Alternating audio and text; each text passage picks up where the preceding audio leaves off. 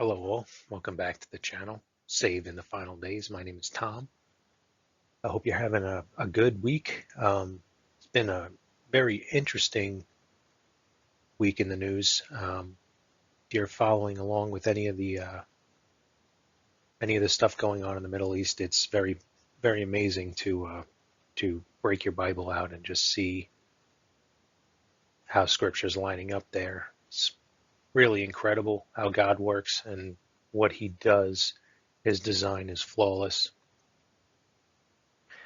Um, in this series, a walk through Scripture, we go through chapters of the Bible, of the King James version of the Bible. I just read through them, and that's it. I don't give any interpretation or anything like that.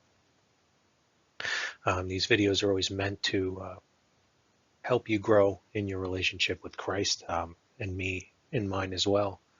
And maybe if there is a visitor who is on the fence about Jesus Christ and Christianity, that they would come to accept Him as their Savior. I believe time is very short, and I think the more we can get the word out there, the better. I think that is what Christ wants us to do in these last days. And obviously, not everyone will accept that, but we can still try and pray for them. So I'm always praying for the lost. I'm always praying for the peace for Jerusalem, like Psalm 122 tells us to do. Psalm 122:6 says, pray for the peace of Jerusalem. And we just watch and wait for the Savior to come. And we are letting others know about His good news, His gospel for them, for anyone who calls upon the name of the Lord. They can be saved. There is no restrictions. There's no respecter of persons with God. And He's coming soon. This is 1 Timothy 4, and we're just going to get into that now. And I hope you're blessed by this. Thanks for stopping by.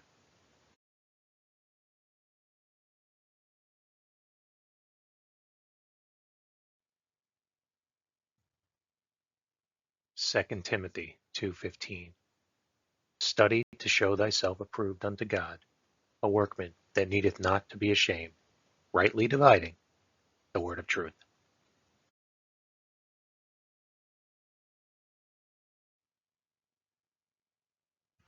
First Timothy 4:1-5. Now the Spirit speaketh expressly, that in the latter times some shall depart from the faith, giving heed to seducing spirits and doctrines of devils, speaking lies and hypocrisy, having their conscience seared with a hot iron, forbidding to marry, and commanding to abstain from meats, which God hath created to be received with thanksgiving of them which believe and know the truth. For every creature of God is good, and nothing to be refused, if it be received with thanksgiving, for it is sanctified by the word of God and prayer.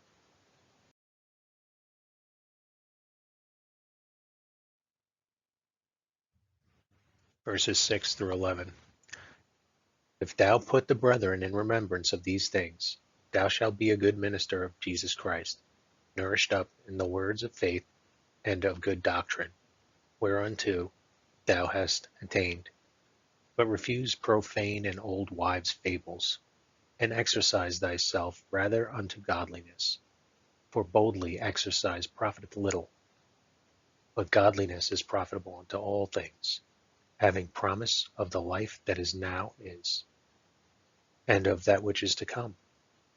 This is a faithful saying, and worthy of all acceptation.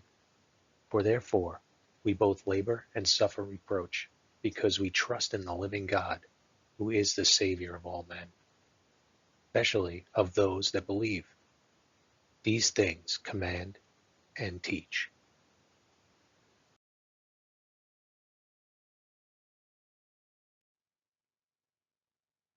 Verses 12-16. Let no man despise thy youth, but be thou an example of the believers, in word, in conversation, in charity, spirit, in faith, in purity. Till I come, give attendance to reading, to exhortation, to doctrine. Neglect not the gift that is in thee, which was given thee by prophecy, with the laying on of the hands of the presbytery. Meditate upon these things. Give thyself wholly to them, that thy profiting may appear to all. Take heed unto thyself, and unto the doctrine. Continue in them, for in doing this thou shalt both save thyself and them that hear thee.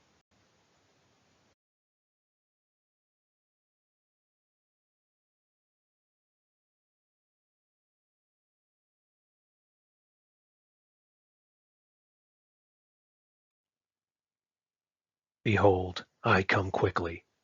Hold that fast which thou hast, that no man take thy crown.